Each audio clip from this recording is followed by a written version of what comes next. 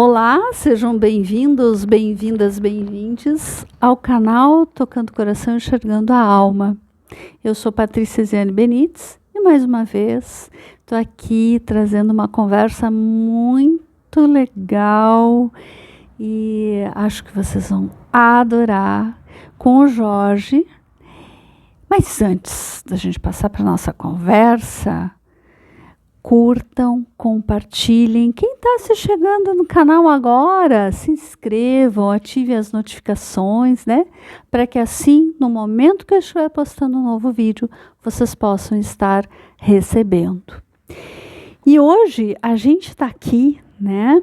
No sítio Gerivá, em Torres. Eu vim aqui conhecer uma exposição maravilhosa, intitulada Expo Geofauna, um olhar para a vida animal ao longo dos tempos geológicos. E a gente está aqui com o artista Jorge Herman. Seja bem-vindo ao nosso canal. Aí vou contar uma coisinha para vocês. Ele é pai do Theo, que já esteve aqui no nosso canal conversando conosco, né? Muito bacana. Então, seja bem-vindo. Muito obrigado. Uma alegria estar aqui compartilhando esse momento contigo aí, né? Principalmente depois de ter acompanhado a entrevista do Theo, né? Muito bacana, muito legal, ele estava muito à vontade. E é isso aí, vamos lá. E a gente fica muito feliz porque a gente reconhece essa questão do estímulo para a arte, né? Então, como sempre a gente diz aqui, estimulem os filhos, né? Na escola, os alunos, né? A perspectiva da arte, isso traz resiliência, né? Nos fortalece para a vida, né? Jorge, então, conta um pouquinho para a gente do teu percurso. E eu já vou dizer outra coisa para vocês. Aliás, vou dizer muitas coisas, né? Como sempre. Aqui está uma pintura fantástica do Jorge. Linda. Aliás, essa exposição, cada pintura, e eu vou estar colocando ao longo do vídeo, provavelmente no final, várias fotos que foram tiradas, né, para que vocês possam enxergar um pouco. E quem não tem a possibilidade de vir aqui, conhecer um pouco desse trabalho fantástico do Jorge, né? Então, Jorge, nos conta um pouquinho da tua trajetória, como é que tu chega até aqui, né? Como é que tu vai elaborando, e o Jorge também me mostrou o antes das pinturas, que depois eu vou mostrar para eles também, né? Para que a gente possa também entender o percurso de uma pintura, né? Como é que se dá, né? De fato, uma pintura que tem objetivos, digamos assim. Então, o meu percurso, Isso. basicamente... Bom, eu tenho formação em artes plásticas no Instituto de Artes da URGS, né? Mas até chegar a isso foram muitos anos, né? Depois de 13 anos eu fui sair da URGS porque eu passei pela biologia, não terminei, fui para a história, não terminei.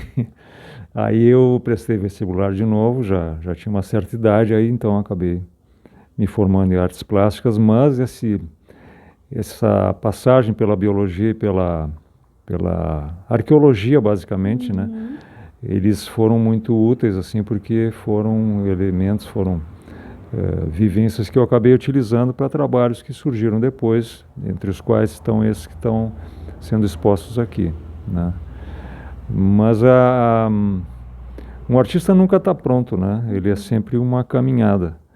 E o processo constrói a nossa identidade, né? E a técnica, porque a técnica ela nunca é algo isolado assim do humano, né? Isolado do acidente, do imponderável, do processo, né? Então fui desenvolvendo algumas técnicas, aprendendo muito com colegas, com referências, né? E tive uma passagem que aí foi esse vínculo com a ciência, né? Que, então, a minha passagem pela biologia se mostrou útil, né? Mesmo pelo péssimo aluno que eu fui. Mesmo assim eu consegui absorver algumas coisas, porque era uma paixão, né? Mas eu não tinha maturidade ainda. Então eu fui convidado por um ex-colega do Instituto de Artes para integrar a equipe do Museu de Ciências e Tecnologia da PUC, para fazer, junto com eles, dioramas, que são pinturas muito grandes, de cerca de 5 metros, dentro de uma vitrine, que o fundo é arredondado, que imitam, né, a paisagem, né, digamos, num tamanho real, né. E, claro, com elementos físicos na frente, né, plantas, enfim, animais, moldes de répteis e animais taxidermizados, infelizmente, que não são vivos, né. E aí eu aprendi muito com esse colega, o Rigon, o Valdecir Rigon, foi o meu mestre ali, né. E então é todo esse processo, e não adianta fazer isso sem humildade, né. Eu acho que é uma caminhada que mais tem sido de ser cada vez mais humilde. Eu ainda não cheguei nisso, mas justamente por isso que isso propicia o aprendizado, né? Então, é isso. Não sei se eu respondo. Eu acho que sim, né? E eu acho que tu traz alguns aspectos bem importantes, porque a gente às vezes não compreende muito no decorrer da nossa caminhada por que as coisas estão assim ou estão assados, né? Isso só vai muitas vezes ter um real significado depois de um tempo. Quer dizer, tu passasse por alguns cursos que hoje são extremamente importantes na tua área, né? Na tua arte, né? Então, na verdade, o processo é o essencial nisso, né?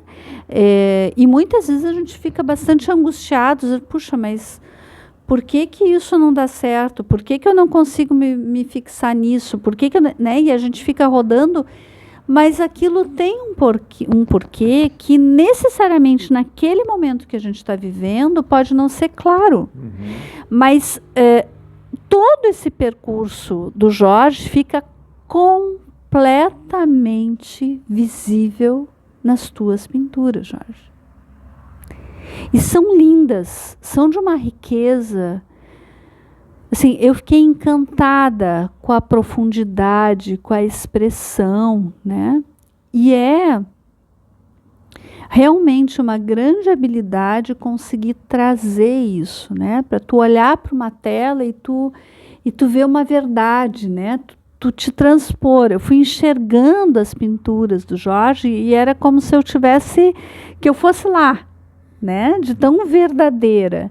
Então, inevitavelmente, esse teu percurso, esses outros cursos que em algum momento tu não ficasse, são importantes nessa expressão de arte que hoje tu traz com tanta propriedade, né?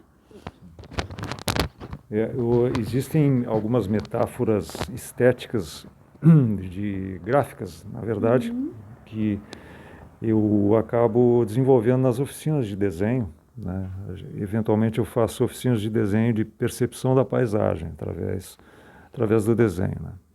Então tem uma metáfora que é o seguinte: se tu e às vezes algumas vivências não envolvem desenho com a mão, é desenho com os olhos.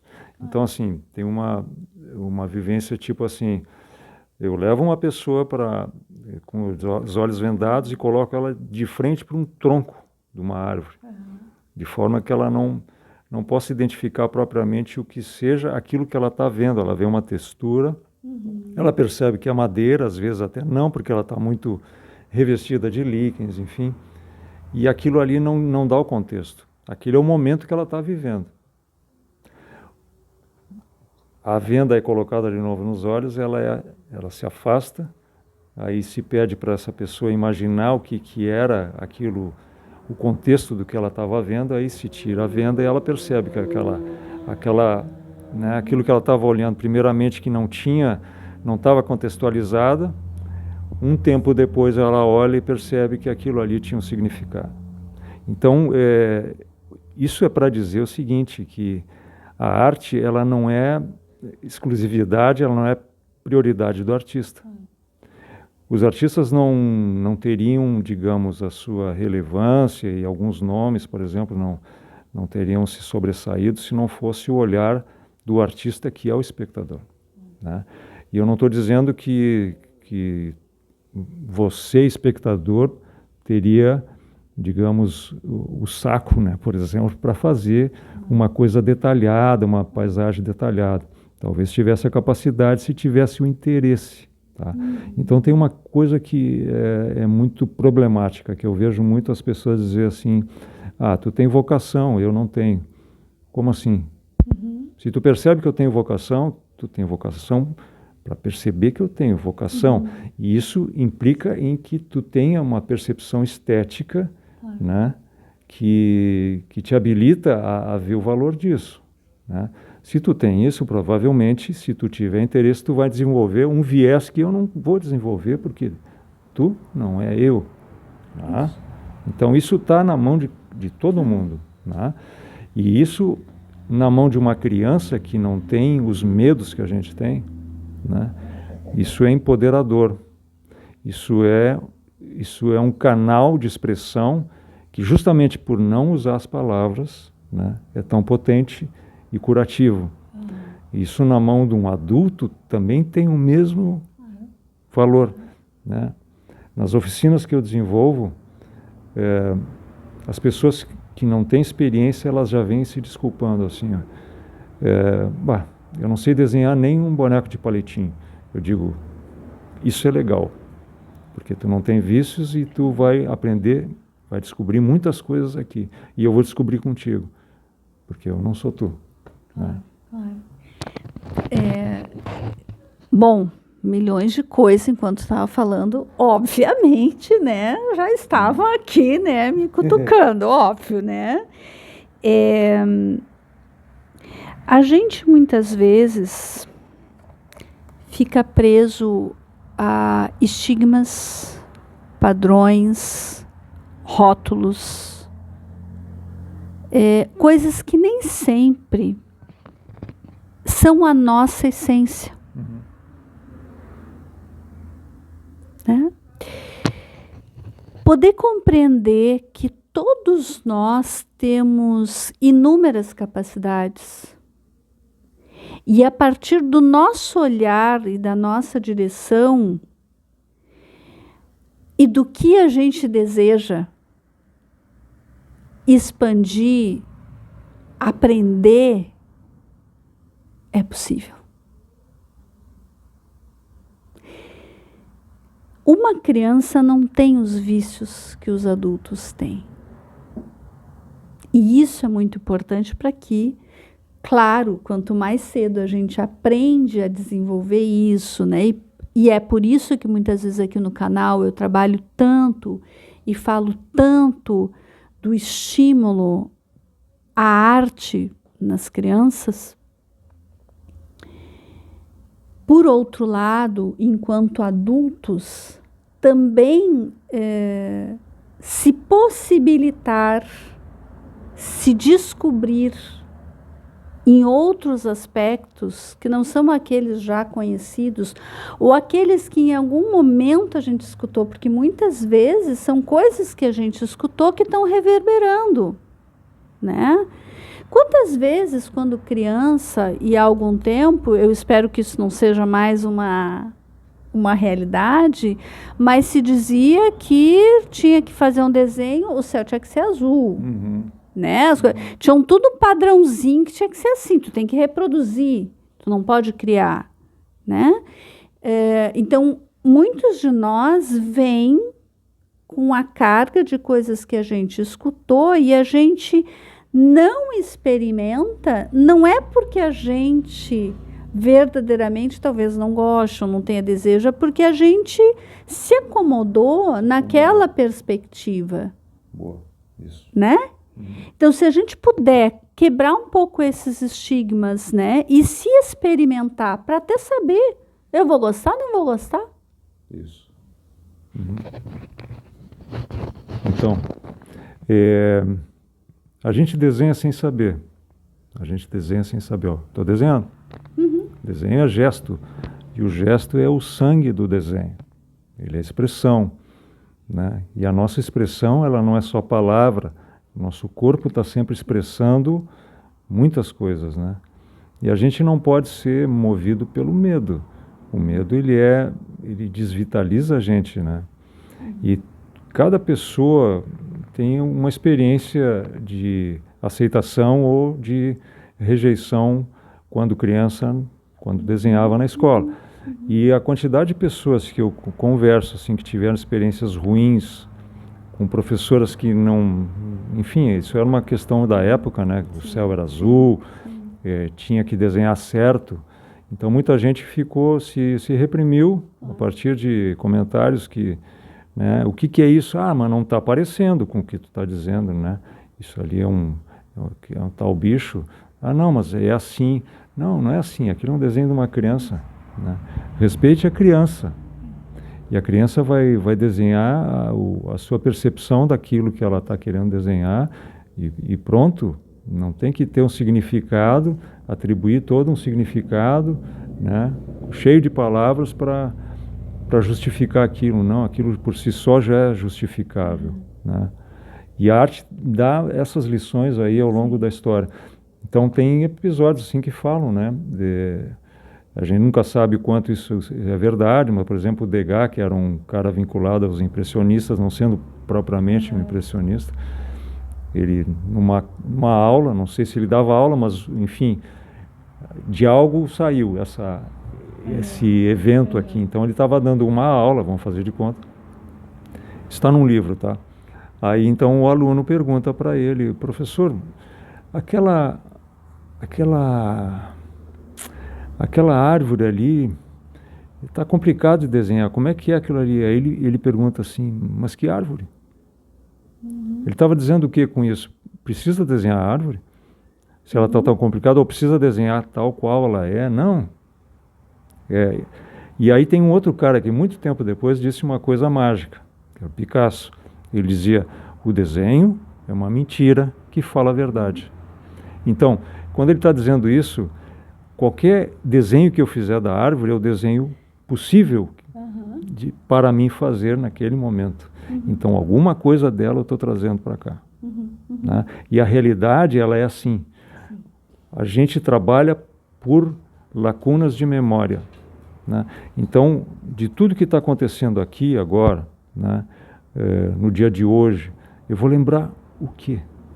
Então, de uma árvore, eu vou captar para um desenho o quê? Um tronco, alguma bifurcação de galhos, um círculo, um semicírculo que represente a copa, isso já é alguma coisa. Né? Isso sintetiza a árvore. E isso é uma perspectiva a partir dessa da conexão que a gente vai fazendo. Né? Então, o que me toca, seja para escrever, seja para pintar, seja para cantar, seja para dramatizar, o que é que me toca e me convoca a esse ato? E sair dessas convenções, desconstruir isso, é dar voz a quem verdadeiramente somos. Porque tudo passa por essa conexão. Muitas vezes a gente não se reconhece a partir de nós. A gente se reconhece sempre a partir do outro, do que nos diz. Mas o que faz sentido efetivamente para cada um de nós? Aí me veio uma coisa aqui. A gente se reconhece a partir do outro. Isso tem dois lados, né? Um que é sadio, né? Que a gente é gregário, a gente vive em comunidade e nós somos, em parte, os outros também. Né? É da nossa construção. Agora, existe um outro lado, né, que talvez a expressão máxima disso seja a selfie, né? Então eu preciso ser visto aqui. Quando eu estou num lugar bacana, eu tenho que fazer muitas selfies assim para ser visto aqui, para mim poder me ver através dos olhos dos outros, né? Então isso é um descolamento de mim mesmo, né? Então eu não estou aqui.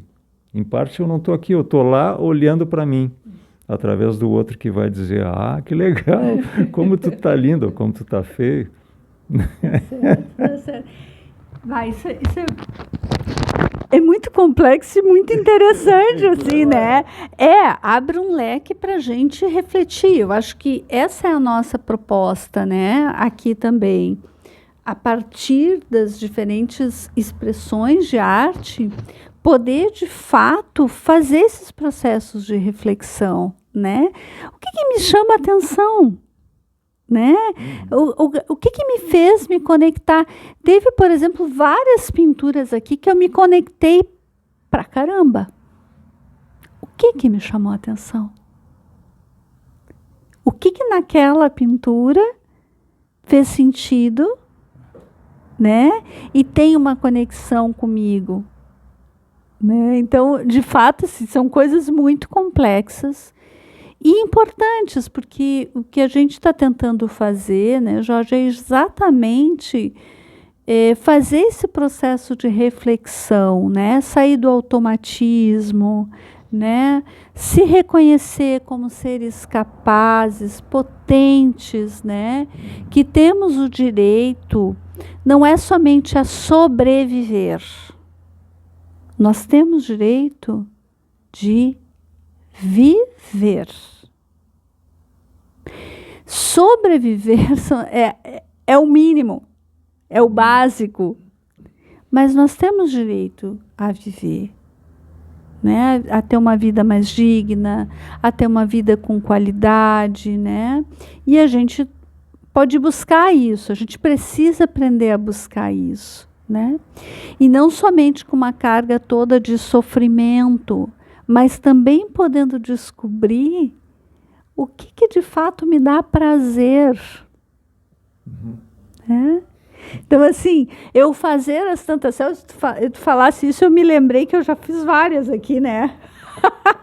Já fiz várias, porque é um sítio maravilhoso aqui, né? E aí, realmente, assim, de poder... O que está me dizendo esse lugar, né? E o que me toca para mim poder fazer uma selfie, né? Algumas que a gente divulga, outras que não. Porque muitas vezes é assim, é um momento da gente. Eu costumo fazer isso muito também, né? Preservar muitas coisas que eu faço que fala de mim, que tem um valor para mim. E que nem sempre a gente compartilha tudo. Nesse mundo midiático que a gente também tem coisas que precisa estar preservando, né, trabalhando, assim, nessa construção da gente não se coisificar e não se misturar. De saber que a gente, sim, vive num mundo que tem uma diversidade, mas... eu também tenho que me reconhecer dentro deste mundo, né? Mas é bastante complexo. Isso aí não termina aqui. Não termina aqui. Não termina aqui. Mas, Jorge, eu quero te agradecer imensamente, né? Assim, eu acho que eu venho cada vez mais, nos últimos anos, me reaproximando, né, de tantas perspectivas de arte, e é por isso que hoje, com aí 25 anos de saúde mental, de identificação, de ser trabalhadora de saúde mental, nesse reencontro com as artes, eu posso dizer com certeza, né, que a arte é resiliência, que a arte é promoção da vida, que a arte é saúde mental. E a gente precisa cuidar da nossa saúde mental, e a gente precisa cuidar da saúde mental dos seres que estão aí, das pessoas, das crianças. E a gente precisa aprender a cuidar desse planeta. Então, talvez, muito do que eu enxergo nas tuas pinturas é poder valorizar toda a nossa ancestralidade, valorizar o nosso caminho até aqui, porque são os nossos ancestrais, né? Exatamente. E estão vivos dentro de nós, né? Eu te agradeço muito, né? E fazer parte do teu canal, né? De estar agora vai ficar para sempre nessa conversa aqui. Isso aqui a gente tem que cuidar muito disso também, né? Então, assim, é muito legal, e principalmente conhecendo um pouquinho mais, né, do teu universo, da tua caminhada e das coisas que tu sinaliza, né? Isso é muito... E é interessante como uma conversa estimula a gente a tirar, abrir as gavetinhas, né? E mostrar um pouquinho da experiência da gente, que algumas coisas estão meio apagadas, assim, aí daqui a pouco dá um clique, tu traz isso, né? Mas, enfim, a questão toda, né, é admitir o quanto a gente não sabe, tá? Que isso, não saber admitir, saber que tu não sabe, é fundamental para a tua caminhada. Agora, tu achar que tu sabe e não saber que tu não sabe, isso é uma armadilha, isso gera uma série de problemas para ti e para os outros, porque tu está autocentrado. E o mundo, ele só faz sentido através do outro, do bem-estar do outro. Sem o bem-estar do outro, que sentido tem o meu, né? E esse mundo de desigualdades, né? Tu falava da sobrevivência, né? A sobrevivência é o mínimo, como tu disse, é o mínimo que se pode esperar de qualquer ser, né? Os animais se dão muito bem com isso e eles sabem sofrer. Sofrer não é sofrer, é sofrer. Existe aquele ditado, né? Sem dor, sem valor. Existe a dor, existe sofrimento, a gente tem que admitir isso e conquistar a sabedoria que advém disso, isso é um prazer também, né? Então, enquanto o meu semelhante estiver mal, eu não posso estar completamente bem e ser um otimista e achar que o mundo ele foi escrito dessa forma, porque nada está escrito, né? Então, não saber e saber conjugar mais na primeira pessoa do plural em vez da primeira pessoa do singular é fundamental. Então eu peço, só para concluir, eu peço que vocês prestem atenção quando alguém está falando, sem julgar, né? Porque a gente faz isso. Quantas vezes ela diz a palavra eu, tá? Então, geralmente são as pessoas que falam muito e ouvem pouco. E aí está a raiz dos nossos problemas. Muito obrigado. Jorge, acho que é fantástico o que tu traz, e a gente vem tentando, né, cada vez mais pensar na coletividade, no coletivo, na solidariedade, né, e na integração que a gente pode fazer de nós mesmos, no reconhecimento do quanto é importante a gente estar em equilíbrio e cuidar da gente para conseguir estar em equilíbrio com o outro e cuidar do outro. Ninguém cuida de ninguém se não estiver, de fato, em equilíbrio. Isso é uma ilusão, né? E para isso a gente precisa se reconhecer, precisa se observar, né? Para que assim a gente possa reconhecer as potências, as dificuldades, né? E aprender a lidar com o sofrimento é uma aprendizagem contínua, sistemática, né? Porque sim, a gente vai passar por momentos difíceis na nossa vida, né? Por tristezas, por angústias. Sim, isso faz parte, isso é real, né? Mas a gente pode aprender a cada vez mais ser melhor, né? Conviver melhor com isso, né?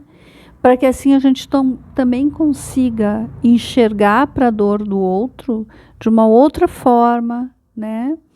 E não ficar no automático e achar que coisas que não são normais são normais. Muitas coisas que estão aí não são normais. E no mundo normótico, que nem a gente fala, né? A normose está aí, permanece aí, a gente não pode banalizar o sofrimento. A gente precisa aprender a reconhecer e precisa encontrar formas de lidar com ele. Porque nada justifica o sofrimento do outro. Para o meu bem-estar, eu não tenho, talvez, o direito de encontrar uma explicação que me justifique a minha omissão em relação a isso. Com certeza, com certeza. Jorge, muito obrigada. Tá? Eu acho que foi encantador, então vocês vão estar vendo, né, um pouco do trabalho do Jorge. Quem quiser te contatar, eu vou estar colocando aqui na descrição do canal, então, os contatos do Jorge, para que assim vocês possam buscar, enfim, tu queira pontuar algum específico? Sim, eu estava esquecendo até que eu escrevo, né, narro, ilustro as Crônicas da Paisagem, que é um conteúdo que já faz uns 3 anos que eu venho... Não, na verdade é mais assim, mas antes era só escrito. Então é um conteúdo, são pequenos vídeos, né, que eles vão como podcast, né, nem sei se chama assim podcast, mas só como áudio na Cultural FM aqui de Torres, semanalmente. Mas eles são postados no meu canal do YouTube, que é Crônicas da Paisagem, e no canal da Cultural FM Torres. Então são crônicas que retratam a forma como a gente vê a vida, né? Através dos animais, através da forma como a gente trata os animais, trata os ambientes e a forma como a gente trata a nós mesmos, né?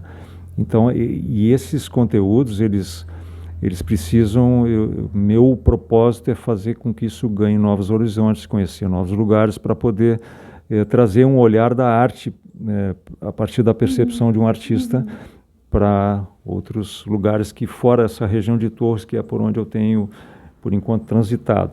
E aí tem uma comunidade de apoio, que é da plataforma da Apoia-se, né, que cada um contribui com o valor que quiser mensalmente, desde R$5, né, e aí isso é muito importante para a continuidade, para a ampliação do projeto, desse olhar da arte aí para as questões ambientais, basicamente, né, desde a paisagem externa até a paisagem interna, que aí a gente já entra no budismo, mas isso é outro assunto. Fica para um outro momento, né, mas que é bem importante, bem interessante, né.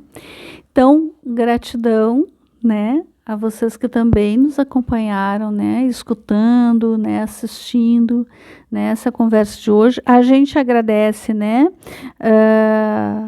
a Ema, né, Só falar um pouquinho, né? A gente está no sítio Gerivá, que fica aqui ao lado da Estrada do Mar, bem pertinho de Torres, né? Aqui a gente tem um mirante, de onde dá para ver o Parque Estadual de Itapeva, que é a nossa reserva ecológica, e a cidade ao fundo, é uma vista muito bonita. E é um jardim enorme, cada vez que tu passa tem coisas novas, muito bem cuidado, e é de 2 artesãos, um casal de artesãos, que o Dario, ele trabalha com a madeira, né?